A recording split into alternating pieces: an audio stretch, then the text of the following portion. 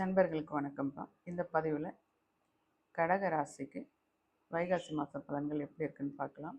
So இந்த மாதம் உங்களுக்கு இடமாற்றம், தொழில் மாற்றம் மற்றும் உத்தியோக மாற்றம் போன்றவை சாதகமாக இருக்கக்கூடியதாக இருக்குது. சூரியனோட பொசிஷன் ரொம்ப சாதகமாக இருக்கிறதுனால வருமானம் மற்றும் லாபம் உங்களுக்கு பெரிய லெவலில் அதிகரிக்கக்கூடிய வாய்ப்பாக இருக்குது. புதிய வேலை தேடுறவங்க எதிர்பார்த்த இடத்துல இருந்து நல்ல வேலை கிடைக்கக்கூடிய வாய்ப்பும் இருக்குது. அரசு துறை இருப்பவங்களுக்கும் அரசு வழி முயற்சி இதுக்குமே மேலதிகாரிகளோட ஆதரவு மேலும் நற்பலன் கிடைக்கக்கூடிய பொசிஷனில் இருக்குப்பா.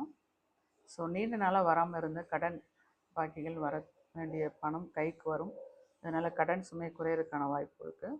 வருமானம் அதிகரித்தாலும் சுப நிகழ்வுகள், சுப காரியங்கள் மற்றும் வெளியூர் பயணங்கள் இதன் மூலமாக பண விரயம் ஏற்படுது. அதுவுமே அதிகரிக்கக்கூடிய அமைப்பாக இருக்குது. அதனால் பிளான் பண்ணி செலவு பண்ணுறது ரொம்ப நல்லது. குடும்பத்தில் சுப காரியங்கள், திருமண பேச்சுகள் தடையின்றி கைகூடும். கணவன் மனைவியிடையே புரிதல் சிறப்பாக இருக்கும். திருமணமான தம்பதிகளுக்கு தங்களோட பிள்ளைகள் மூலமாக மகிழ்ச்சியான வெற்றிகரமான செய்திகள் வந்து சேரக்கூடிய அமைப்பாக இருக்குது.